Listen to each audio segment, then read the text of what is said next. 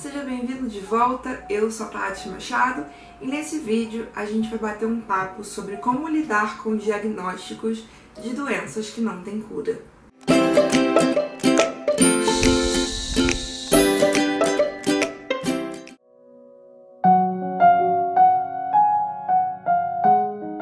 Eu tenho pensado muito sobre fazer ou não esse vídeo e o motivo é bem simples, né? Todo mundo acha que pode palpitar na saúde do gordo. Todo mundo acha que pode se preocupar com a saúde da pessoa gorda, mas nunca é um se preocupar de fato com a saúde. É sempre um se preocupar disfarçado, né? Na verdade, a pessoa se incomoda com a sua imagem, com a sua estética, e ela quer expressar isso de uma forma que fique menos ofensiva, digamos assim. E aí ela usa essa máscara da preocupação com a saúde, mas sabemos bem que não funciona bem assim. Então, para eu falar sobre a aceitação de doenças que não tem cura, eu pensei muito antes se eu queria, se eu estava disposta a abrir um espaço nessa discussão, e a verdade é que se antes eu tava com receio, agora eu não tô nem aí. Porque eu tô numa fase da minha vida em que a opinião alheia tem importado cada vez menos, e isso tem sido ótimo para minha ansiedade, para minha saúde mental como um todo. Então vamos falar sim de aceitação de uma doença que não tem cura e vamos abrir um espaço para refletir e debater esse assunto aqui no canal.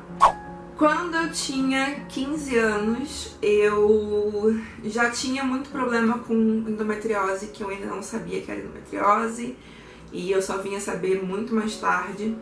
Mas com 15 anos eu comecei a ter um problema do intestino que ninguém descobriu o que era, e foi um problema, porque passei por muitos exames, passei por muitas coisas e nunca ninguém chegava a um veredito sobre. E todos os médicos me mandavam o quê? Emagrecer. Emagreci, não adiantou nada, continuei com os problemas e só fiquei mais triste e mais desanimada quanto a procurar ajuda médica. Mas quando eu tinha 18 anos eu fui num médico para tentar entender o que estava acontecendo comigo, de onde vinham as minhas dores, por que meu intestino não funcionava normalmente, o que eu tinha que fazer. E o médico, gente, me dói até lembrar, eu fui sozinha nesse médico. E o cara foi assim, o menos humano possível, sabe? Imagina uma pessoa totalmente insensível, foi o que ele foi. Ele virou pra mim e falou assim, olha só, no seu caso, eu acho que não tem muito jeito não. Você é autoimune, vai desenvolver um monte de doença que não tem cura e não tem nada que eu possa fazer por você. E aí eu fiquei tipo... E comecei a chorar. E foi uma experiência meio traumática, assim, sabe? Porque... Cara, com 18 anos, ninguém quer ouvir que, tipo, não há nada que um médico possa fazer por você, sabe? Ele basicamente estava dando ali um veredito de morte, sabe? E eu fiquei muito mal com aquilo. E foi difícil ir a outros médicos e, enfim, tentar continuar a achar a origem do problema. E depois de muitas idas ao médico, muitas coisas absurdas do tipo, isso aconteceu. E aconteceu com a minha mãe. Né? Como eu tava traumatizada com o cara que disse que eu ia morrer lá e tal, né, em palavras mais educadas, digamos assim, eu passei aí nas consultas com a minha mãe. E aí, numa dessas consultas, o cara virou pra mim e falou assim, se você tá com o intestino muito solto, toma bastante Coca-Cola que prende. E eu fiquei tipo, quê? Um médico tá me mandando beber Coca-Cola, sendo que na época eu nem tava bebendo refrigerante. E não queria beber refrigerante porque me dava gases. E o cara mandou beber Coca-Cola. Enfim, recapitulando. Eu cheguei, depois de algumas idas ao médico, cheguei ao diagnóstico de síndrome do intestino irritável. E eu recebi o diagnóstico de síndrome do intestino irritável depois de já ter um diagnóstico de endometriose, depois de já ter um diagnóstico de que a endometriose tinha avançado e comprometido parte da minha bexiga e também tinha comprometido uma das minhas trompas. E eu recebi essa notícia também depois de ter diagnóstico de glaucoma, que é uma coisa que é de família, enfim. Eu tenho, minha irmã tem, meu pai tem, enfim. Então assim, eu ainda não tinha acabado de absorver uma coisa e tinha que absorver outra. E tudo acontecendo ao mesmo tempo. E aí, alguns médicos martelando na ideia de que eu era autoimune, meu sistema imunológico era autoimune e que eu ia desenvolver doenças sem cura e síndromes pro resto da vida. Então, foi bem assustador. E eu passei por um processo de aceitação muito difícil. Eu fui fazer terapia porque é isso que a gente faz quando as coisas estão difíceis e é isso que a gente deveria fazer sempre, pra ser honesta. Eu fui pra terapia e quando eu cheguei na terapia, o meu questionamento pra minha psicóloga era muito de: mas por que que isso tá acontecendo comigo? Eu não mereço tudo isso, eu sou uma pessoa boa, por que que Deus fez isso comigo? Por que que, sei lá, no que você acredita fez isso comigo? Será que eu tô pagando por alguma coisa? E eu cheguei lá com esse tipo de pergunta e depois de muitas sessões, de trabalhar várias questões que, enfim, me acompanhavam, né? Como a questão do abuso, que eu já falei aqui no canal, e essas descobertas de doença durante a adolescência, eu saí da psicóloga com um pensamento completamente diferente. Ao invés de questionar por que eu, por que comigo, será que eu mereço isso, eu passei a fazer outro tipo de pergunta. E as minhas perguntas passaram a ter um ponto de vista mais otimista. Então as minhas perguntas eram: o que eu posso fazer para melhorar isso? O que eu posso fazer para ter uma vida relativamente boa, apesar dessas circunstâncias? Então eu continuei a fazer muitas perguntas depois da terapia, só que as minhas perguntas eram mais positivas. Elas viam a situação, elas enxergavam, mas eu não ficava me questionando por que comigo, por que aquilo, por que tudo estava acontecendo comigo, por que Deus tinha feito isso. Eu passei a me questionar: ok, né, eu tenho esse problema e é provável que eu venha a ter muitos outros, se a coisa do autoimune for verdade, mas o que eu posso fazer para melhorar? O que eu posso fazer para ter a melhor vida possível diante dessas circunstâncias? É claro que essa mudança, gente, não é repentina. Não é que num dia você tá super mal e lidando mal com a situação e no dia seguinte você faz perguntas diferentes e tá tudo bem. Não é assim que funciona. Na verdade, eu acho que o que acontece é que a gente faz uma viagem para dentro da gente mesmo e a gente olha mais para dentro do que para fora, mais para o interior do que para o exterior. E aí a gente tenta ser mais otimista com a vida. Eu acho que isso torna tudo mais leve, isso torna tudo mais fácil, isso torna tudo menos difícil.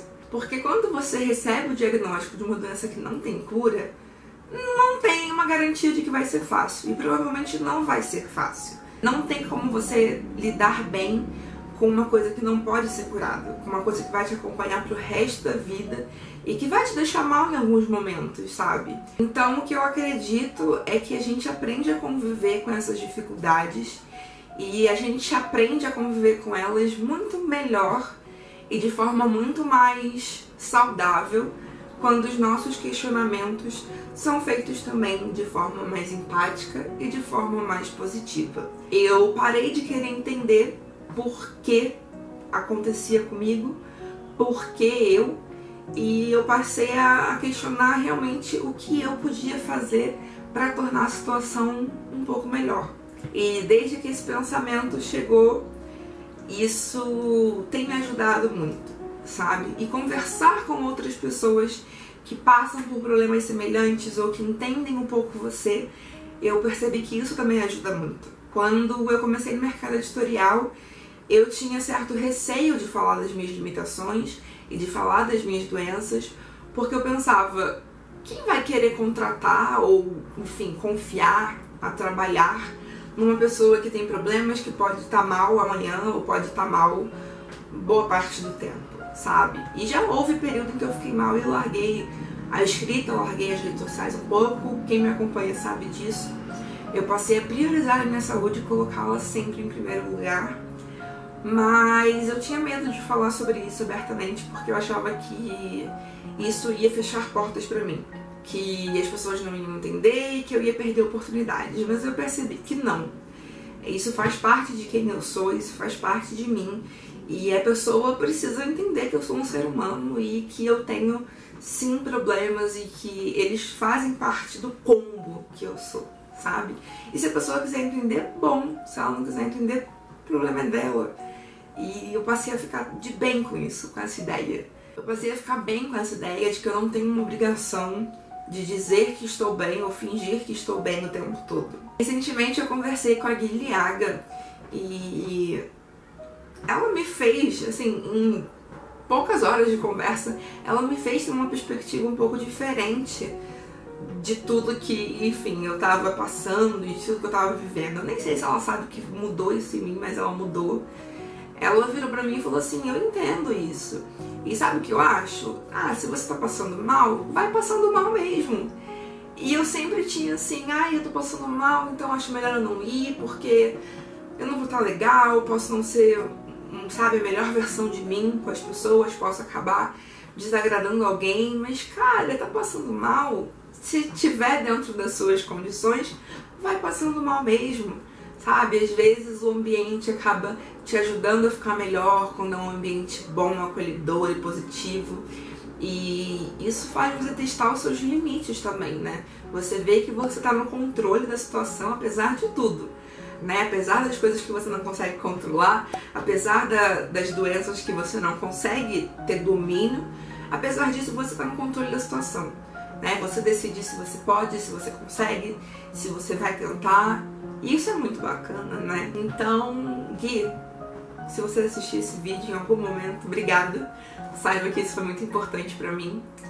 E é isso, todos os dias eu tento melhorar, tento desconstruir e reconstruir a minha relação comigo mesma, com o meu corpo, com as coisas que eu posso mudar e com as coisas que eu não posso e preciso aprender a conviver. Enfim, eu não sei se consegui passar a mensagem do jeito que eu queria, mas acho que é importante compartilhar esse lado e essas experiências também com vocês. E se vocês tiverem experiências para compartilhar comigo, deixa aqui nos comentários, que eu acho que essa troca, né, e ver que você não tá sozinho, que tem outras pessoas passando por coisas parecidas, eu acho que isso ajuda muito. Isso fortalece a gente e deixa a gente mais otimista e esperançoso sobre o futuro. Então é isso. Não esquece de deixar seu like, seu comentário, de compartilhar nas redes sociais. A gente se vê no próximo vídeo. Beijo grande, tchau!